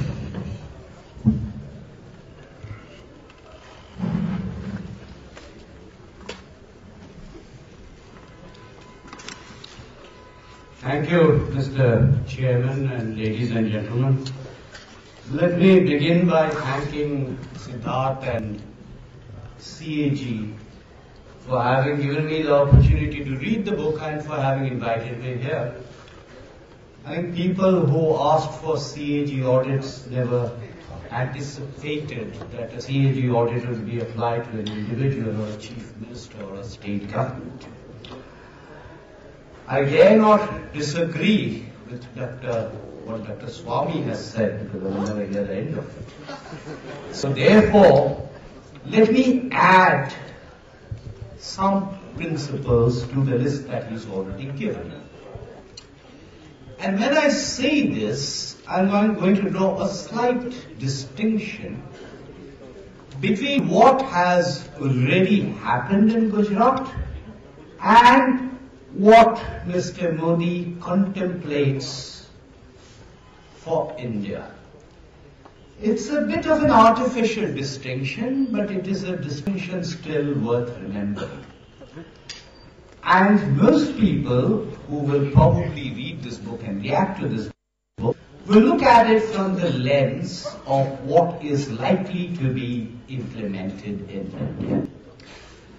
And those 14 items that Siddharth and his team have chosen, quite understandably, reflect a certain bias. There is a subjectivity, it's inevitable. Had I been asked to list out some principle from Gujarat, I would have listed probably a different set of principles. So let me flag for you some items which I don't think are adequately directly mentioned in that book. Number one, Dr. Swamy has already mentioned, but let me underline that in a slightly different kind of way, and that is decentralization. Decentralization in several senses. Decentralization, particularly given the fact that Gujarat already had a very strong root in Panchayati Raj development. Decentralization in the sense of getting even ministers and senior bureaucrats involved in the planning process. Decentralization in terms of permitting feedback loops, so that you listen to what people want, and the entire planning process is geared towards that. And this is a very important principle, because while we have been talking about it in Delhi, certainly in Yojana Bhavan, nothing very much has happened. And here is a state where that decentralization has now gone down below the block level. It is even percolating down to the village level. The second principle I want to mention is what exactly do citizens want on the part of the government. I think the first item, the first thing that citizens want on the part of the government is ensuring law and order. That's the reason why we elect governments in the first place. So I would like to flag the law and order part of it. I think the next thing that people want are things like roads, electricity, water, skills, education, health. And what I want to mention here is the explicit recognition that the government cannot necessarily do everything. And why does the government have to do everything? If I can ensure that there is private provisioning, why should government financing necessarily be linked with government provisioning? And I can give you examples of this in Gujarat, and I can give examples of that from Mr. Modi's speeches also. The third item, which I think is extremely important, is whether you have a good policy or whether you have a bad policy, that has to be implemented by the bureaucracy. If you do not empower the bureaucracy, if you do not enthuse the bureaucracy, there is no way development or governance, however you define those terms, is going to happen. And one of the things that's happened in Gujarat is, again, I don't have the time to give you specific examples, is this empowerment of the bureaucracy, this involvement of the bureaucracy. And when I'm talking about the bureaucracy, I do not mean only the All India services. The cutting edge and the blunting edge is below that. So when I'm talking about the bureaucracy, I'm really talking about below that. Connected with the bureaucracy very quickly, there are issues of budgetary processes which have gone through changes which are not adequately recognized. There are issues of breaking down the silos across government departments and ministries. I'm talking about state government, which also are not adequately recognized. And finally, the last principle, which is that in the last resort, beyond that enabling framework, beyond that enabling environment, beyond the provisioning of the physical infrastructure and the social infrastructure, if I'm going to have anti-poverty programs, poverty fundamentally is a household characteristic. It does not have anything to do with religion, caste, gender, ethnicity. So therefore, the anti-poverty programs and development, and MJ referred to it in an indirect kind of way, they have nothing to do with whatever subsidies one is going to have. These principles represent what might be called the Gujarat template. There is no Gujarat template. This is a template that every state government should be following and adopting. It's a different matter that very few actually have. Interpreted in these terms, what is important about Gujarat is not whether the growth rate has been 8% or 7.5% or 6.3%. What is important about Gujarat is this template which acknowledges that there are certain things the government must do, and beyond that, entrepreneurship can take over. And you can see that reflected in improvements in the social sector indicators, particularly in an incremental sense, particularly after 2007. That, ladies and gentlemen, is what I think the story is. But like I said, we all have our individual prisms. This book is an extremely readable book. It has a certain prism, but all I'm suggesting to you is there are other prisms as well. Thank you. We'll move to governance now. Shopan, would you like to take over, and we'll keep Kiran Bedi for the last.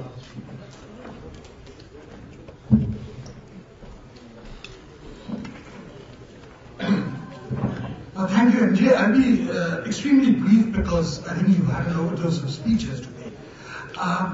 As a political analyst, one of the occupational hazards of being a political analyst is that you got to do a lot of number crunching these days and go through a lot of opinion polls of varying authenticity. Now, one of the common features of these opinion polls, which I have found, is that invariably the popularity of Narendra Modi exceeds the popularity of the BJP by something between 15 to 20%. Now, to my mind, that's important because if you put him in a predetermined template, I think you're not likely to see what explains the success of Narendra Modi. So Narendra Modi has to be seen, of course, within the prism of the BJP, but he's got to be seen something which is a little different. My contention is the popularity of Narendra Modi lies because he is in many ways a rebel against the system, a rebel against entrenched interests in society, some of whom I find represented here. He is a rebel against all the assumptions which have guided what we mean by the India story. Now, let me be a little more candid. If I was to say what appeals, what is the extra zing which Narendra Modi brings to the table, it's not merely the Gujarat model as it's been called. Because in a national election, the theory that one size fits all is best left to the planning commission. An institution which I hope we will see the last of after May 2014. But every state has its own dynamics. Every state has its own culture. Every state has its own rhythm. To mindlessly transplant what took place in Gujarat into a different cultural and economic context doesn't make any sense. But what does make sense is to learn from certain approaches which we can profit from. And I think the success of Narendra Modi beyond Gujarat, incidentally when he came onto the national platform, everyone assumed, oh my God, India is not Gujarat. Of course it's not Gujarat. But the success of Narendra Modi was precisely because he knew India wasn't Gujarat and his popularity was because of certain wider appeal. And the first iconoclastic principle which he applied to Indian politics was that unlike the rest of the politicians, he was not concerned with the size of the state. Everyone else, you go to any budget speech, we have increased the outlay in social welfare from 7,000 crores to 8,000 crores, thump, thump, thump on the desk. He was concerned with something else, which is the efficiency of government. So for the first time, the term efficiency was introduced as a principle of governance. Efficiency in terms of services, efficiency in terms of grievance redressal, and a certain transparency using technology. One of the biggest scams in most Indian states is what we call the transfer posting industry, in which a lot of my friends in the media also sometimes are an active stakeholder. He made that process transparent. Put it on the net. So you can't fiddle with it. It was straightforward as that. There's a certain predictability about government. That predictability is what he brought about. The principle that you can get delivery of services, if you give it in the morning, you can get it in the evening. The principle that you can have night courts. These were innovative methods, but they all stem from one thing, that efficiency matters as far as government is concerned. The second point, and I think this has been spoken about, so I didn't elaborate on it, was that it was targeted governance. Government need not be there everywhere, but where the government is there, let it act purposefully, let it act with vision, let it act with a degree of modernity, and let it act with a sense of integrity. Integrity is very important in this respect. He often tells me that he created whatever has been done in Gujarat without necessarily having lateral entries into the bureaucracy. It's the same people, the same Babudam, which is the bane of India in large parts, which has been motivated into doing something else. So obviously there is something in that. And finally, and this is linked to the question of efficiency, is that what we might call Moditva, you can call it anything else, is the principle of excellence. I think if there is any man in India who today rails against this mindset of third worldism, shoddiness, jugaad, patchwork, and wants to get to global standards, it is Narendra Modi. I've been to these vibrant Gujarat summits, and once I told him, I said, Modiji, it's, lots of people are coming in, and it seems to be a mela with lots of people listening to seminars on fishing in Newfoundland and mining in New Brunswick. So he said the importance is not that. He said the importance is I am getting a lot of SMEs from small towns in Gujarat and giving them the exposure. That exposure which will help them to think creatively, which will help them to pick up ideas, and Gujaratis are great for copying ideas. In other words, just look a bit beyond the box. Don't think of India as something, we need aid, we need, in India we can only aspire to this much. Mediocrity becomes the norm. That principle he contests. And that is the reason why I feel Narendra Modi marks a breaking of the mold, and that in a large measure, not entirely, explains why his appeal is much more than that of a mere party leader. And that is why I also feel that this election is going to be more presidential than any of us have thought was possible. Thank you very much. That is open 1971.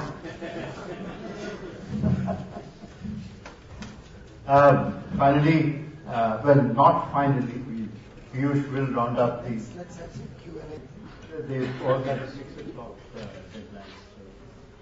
We'll ask Kiran, please.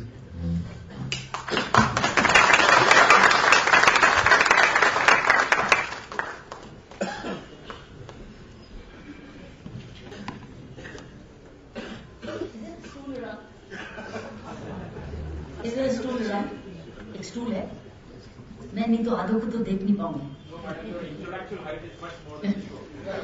I haven't expressed it yet. If there is a stool, I'll wait. Otherwise, I'm fine. Oh, thank you.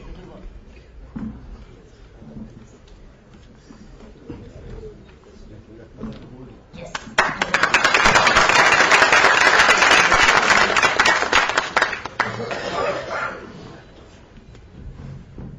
मैंने इस subject पे बहुत विचार किया कल मेरे मन में एक फ्लो ऑफ स्पीच नहीं आया मेरे मन में कुछ प्रश्न आए और कुछ पॉइंट्स आए और मैंने वो पॉइंट्स आपके सामने रखूंगी पहले तो मैं बहुत खुशी महसूस कर रही हूं कि मैं इस तरीके की ऑडियंस में आई शायद मेरे लिए पहला मौका था मुझे आपने मौका दिया मैं उसकी बड़ी आभारी हूं क्योंकि मैं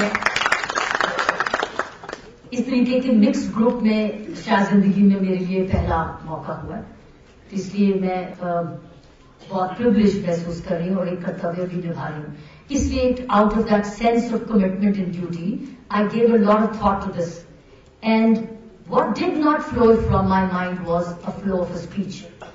For the first time it happened. Instead, as I said, I had questions. So less government, more governance.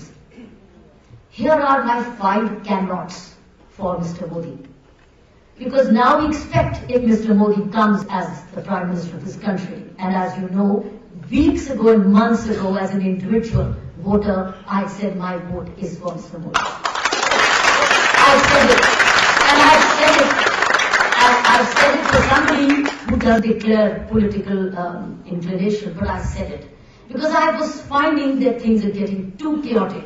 And I didn't want to risk my future for chaos. I wanted some order. And I'm basically a police officer at heart who values order, who values peace, who's been dissipating chaos and bringing order last 35 years of policing, who believes in peace and reconciliation, believes in punishment but also reform. So here were my 5 cannots for Mr. Modi. So I'm taking this chapter forward of maximum governance, minimum government.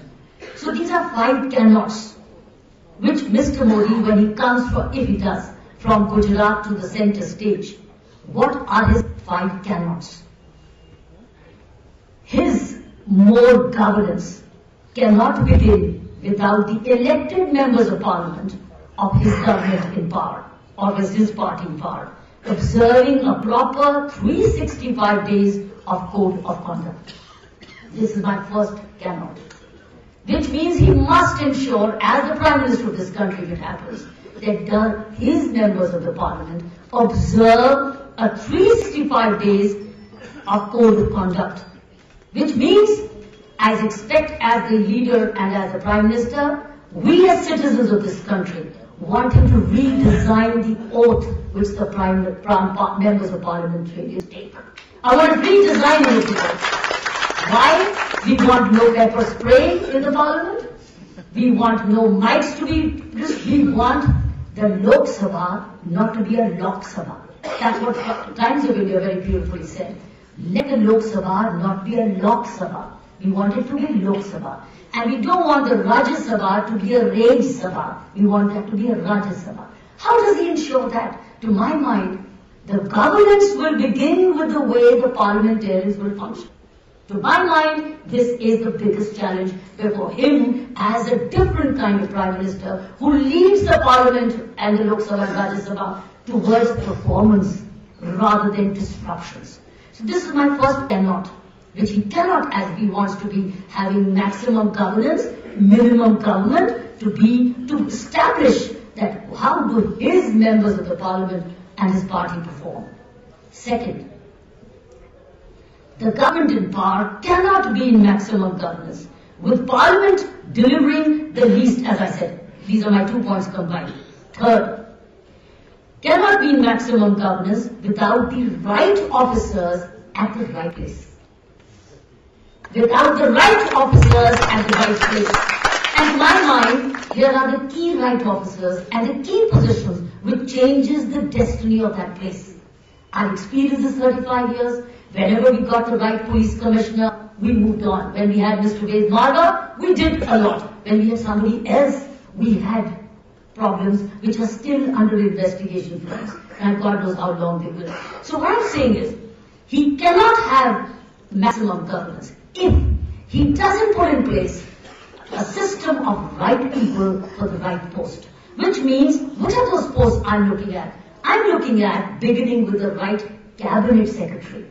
The cabinet secretary oversees all 100 union government secretaries. What kind of cabinet secretary we have? Because the cabinet secretary is a very important link between the rest of the secretaries and the Prime Minister's office.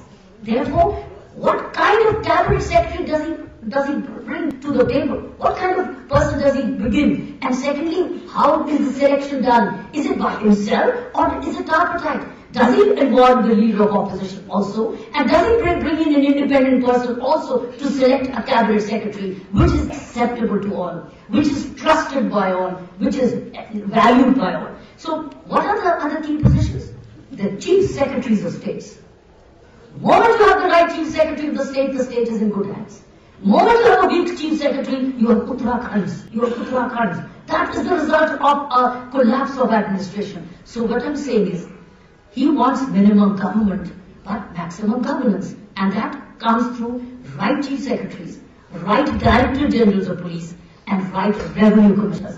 If he ensures this as a prime minister of a system where these three positions, that means he assures administration and effective coordination, he assures law and order by right director generals of police. At the moment we look for the weakest.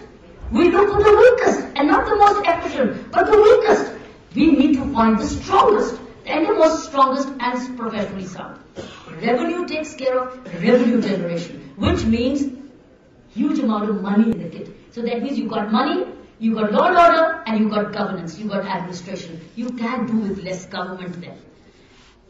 Next point, which he cannot wait, is cannot keep emptying the government money, putting into leaky buckets. He cannot.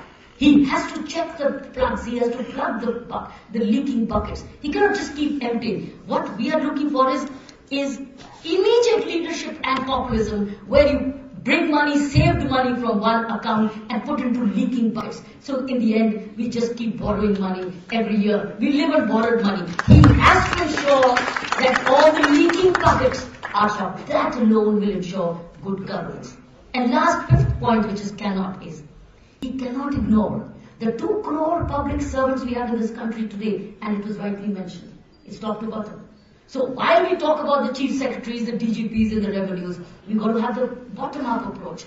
We literally have 2 crore government employees in this country. Literally 2 crores. To be exact would be 1.74. We literally have, I'm employing all municipal employees, half contract employees. We literally, this country has 2 crore. How do we deal with them? And so they cannot stay at a 19th century mindset with 20th century government processes with 21st century needs. How does he as a prime minister address that?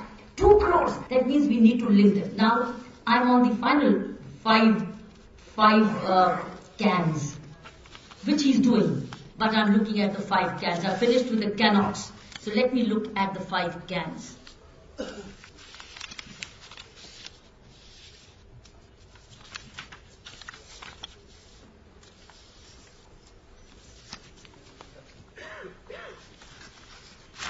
My paper's gone, the 5 cans.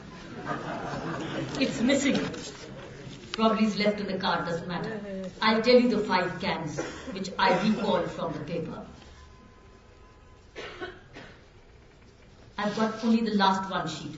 But the 5 cans I told you about is the right appointments that he can. I mentioned about it, which was not the cannot, because without that he doesn't. The second can is citizen charter and the grievance redressal. The citizen charter and the grievance redressal must come from below.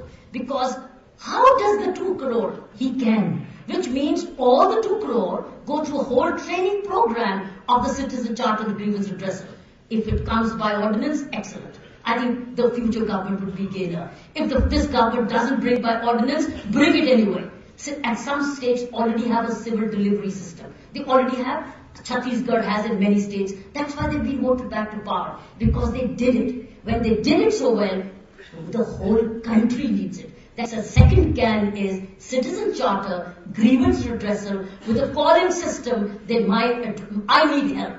I need this legal assistance. I think that's a very vital point. Where the postings, transfers, systems of the civil service, which I mentioned, he can. Secondly is the citizen charter and the grievance redressal systems with a calling system for help. Next point is cooling off period, which he can. The cooling off period has to come. And it applies as much to the judiciary, my friends. If we don't have a cooling off period of the civil servants at least for 2 years, how do you expect them to give the best judgments till the end? They have to go back to the common man. The civil servants, 2 years cooling has to be mandatory, which means that you will have a holiday. You may not have your favorites coming in straight away for key positions. But then after 2 years, Mr. Prime Minister, you start reaping the reward of neutrality. These people would have gone back to the public, gone back to their private homes, gone back to be one of the public servants, got off the white ambassadors, got off the VIP culture, and then see what did they do with people, how did they realize what was the other side of the fence. I've said this, the possible cans. Any paper left there? Let me check. There was one very good. 1 minute.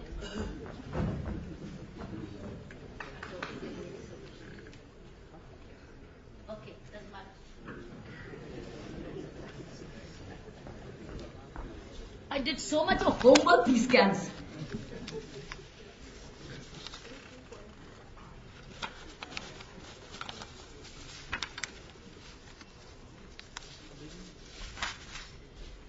Let me end with one quotation which I loved, which has been a part of my library.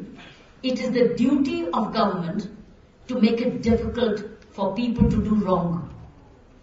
It is the duty of the government to make it difficult for people to do wrong. It is the duty of governance to make it easy for people to do right. That is what we're looking for. And I think that's the system which we're looking for from Mr. Modi. We have very high hopes. We do hope that our destinies will change for the better and that we will go from stagnation, decline to progress and development. Thank you.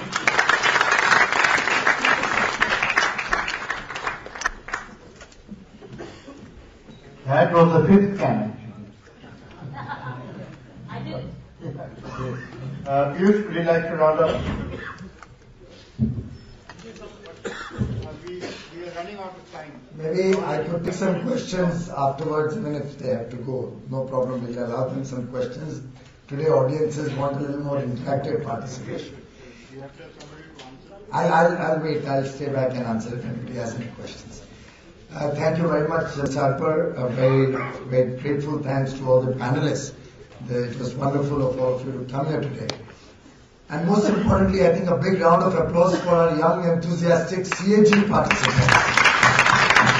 It's really very, very enthusing for all of us to see the energy that they have, the way they put in all the best efforts, the leadership that they provide to this movement. Prashant Kishore and his young team of very, very brilliant, very educated, very experienced, and extremely charged up young CAG boys and girls.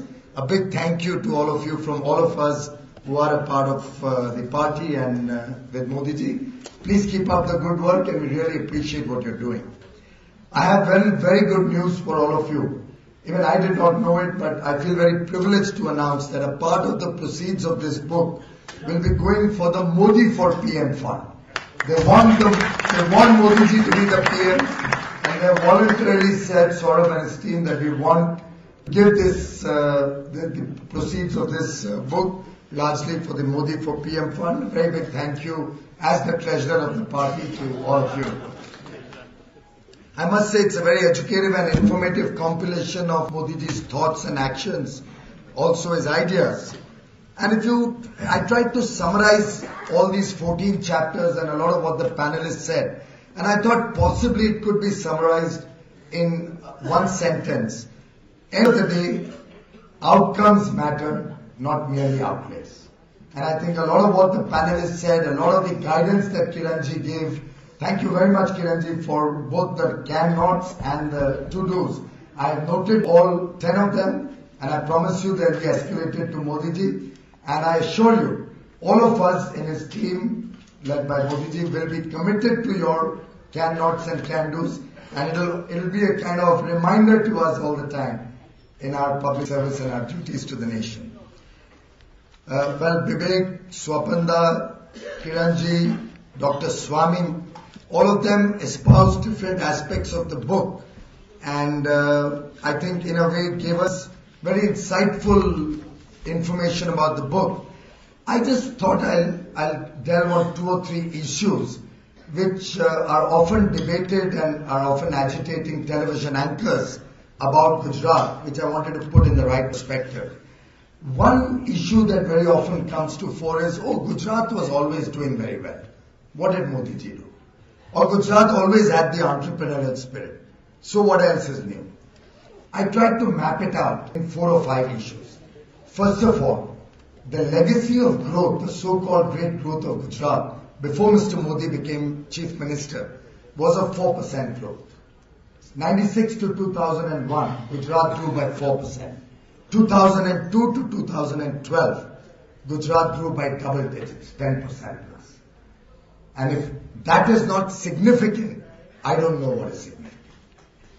A crumbling infrastructure. When Mr. Modi took over, you saw the state of the roads in large parts of Gujarat. You saw that power was, there were huge amount of outages. Power was most expensive in Gujarat.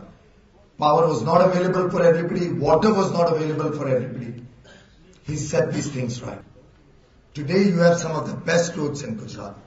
Baroda, Ahmedabad, 120 kilometers, a 1-hour journey. Power, 24/7, the length and breadth of the state. Separate feeder lines, distribution lines for agriculture, for industry and the households. Power theft and almost no in the state. And it all ends with the lowest increase in power tariffs in the last 10 years is in the state of Gujarat. If you check the tariffs way back in 2002 and the tariffs in 2014, the percentage increase is far lower than anywhere else in India. And I have the statistics to back it up if anybody is interested. Water, nook and corner of Gujarat. Even if it was a small settlement, and very often when secularism is being discussed and when people try to ask him, why don't you have schemes for the minorities or separately for different parts of society? His view is that I have to work for every citizen, earlier for his state and I hope now for the nation. So there were small settlements, largely of the minority community, where if one was to look at the cost benefit or the cost of taking water to those remote areas, probably it wouldn't justify the investment. But he said every part of Gujarat, every citizen of my state should be receiving water. And he would put up pipelines to remote areas, maybe 1,000 people, 500 people living there. But he made sure water went to the length and breadth of the state. Agriculture. Double the national average has been the growth of Gujarat in agriculture in the last 10 years. If that is not progress, I don't know what is progress. And what did he do? This unprecedented agricultural growth with modern technology, global best practices. He does not believe in benchmarking with the laggards. He always benchmarks with the best. He wants to know who's the best in the world. I'll benchmark with that. And lastly, where there are pockets of development and prosperity, he decided for me, development has to be for all. Sauno Saath, Sauno Vikas. That was his mantra. Everybody should be together in the development story. I think these 4 or 5 issues became his mantras of government, and the 3 enabling guidelines which helped him achieve that. 1, he did not believe only in acts, he believed in action. He's often mentioned that. His leadership, the visionary leadership that he showed, charted out a long-term transformation roadmap. He never thinks small, he never thinks today. He thinks of scale, he thinks of speed, and he thinks of skill, which has been also highlighted in the book. He does not believe that we have to plan for 10 years or 15 years. His plans are always what to do 50 years later. And I'll mention to you 2 specific instances very recently that I encountered with him. We were looking at the manifesto of BJP for this election. And at some point I said, we should throw this number that we'll do this. He said, no, Piyush. Anything that goes into that manifesto has to be practical, has to be doable, and has to be fundable. I will not write anything which I cannot achieve, cannot deliver. And he actually highlighted an example of his own manifesto of Gujarat. He said, मैंने गुजरात में एक road highway पे एक road promise की थी, थोड़ी कठिनाइयां आ रही हैं, 1 साल से अभी तक स्टार्ट नहीं कर पाया हूं. That road is haunting me. That's the kind of commitment you mentioned about manifestos. I think manifestos for him is not just another document. He commits himself to the manifesto. He commits himself to performing what he says, to delivering what he espouses. And I think that's where visionary leadership matters. His relentless focus on execution can be witnessed in the Sabarmati riverfront, what he's done over there. I think that's the kind of execution that this country needs today. I think Kiranji very well brought out the issues of accountability, and clearly if the top is clean, if the top lends himself to accountability, if the top does not want everything to be escalated to him and allows bureaucrats to work, allows the system to perform in a non-discretionary manner, which he does do. I mean, the system you did mention about the right officers. Man, he has the same officers who were there for the earlier 50 years or 30 years. He has a part of the same officers who are there in the rest of the nation. After all, the bureaucracies from all over the country in each state, it's the leadership that he provides. The officers want to work. I personally believe, I'm not at all cynical about the bureaucracy of the government. I believe there is a goodness, an inane goodness in each one of us, in each one of the Indians working, whether in government or outside. We just need to get the best out of them. We need to empower them. You spoke of training, madam. The first act Mr. Modi did when he took charge in government, he took his entire ministry to IIM Ahmedabad for a training program to understand what good governance is, how processes have to be run, what is management by exception. And every year, the senior bureaucrats have to give a scorecard of what they did and what their plan is for next year. I think his model of governance is duplicatable. It's not something that is restricted to the state of Gujarat. I have the confidence that under his leadership, the BJP and Mr. Modi will be able to bring about that transformational change in India. And Moditva will be a guiding light, a guiding principle for the team, for Mr. Modi's team, for all the people who will be associated with him in ensuring that we deliver good governance, we empower India as was mentioned earlier, and we empower every Indian out of the deprivation and poverty that this country has witnessed for many years, not merely by slogans but by action. A very big thank you to CAG once again for all the effort they've put in, not only in compiling his thoughts, but also in putting together today's program. And I wish all of you well in this big task ahead of us in the coming election. Thank you very much. Thank you very much, Piyush. You spoke of outcomes. This government is drawing in the incomes. Anyway.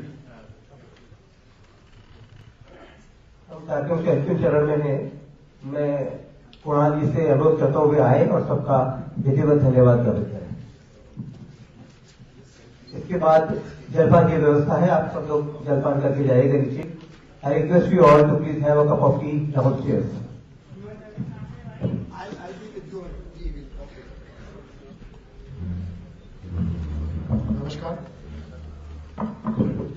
नमस्कार। यहाँ उपस्थित सभी अभ्यागतों के प्रति कृतज्ञता ज्ञापित करना मेरा पुनीत कर्तव्य है और यह कोई औपचारिकता नहीं है। हम सचमुच अभिभूत हैं, आनंदित हैं आप सबके आगमन से। इस सार्थक परिचर्चा से देश में विकास का, प्रगति का मार्ग प्रशस्त होगा और भारत पुनः विश्व गुरु बनेगा। इस सब आयोजन में पधारे उनका अंतर्मन से धन्यवाद, आभार। इस सभागार में पधारे सभी महानुभाव हमारे अपने हैं।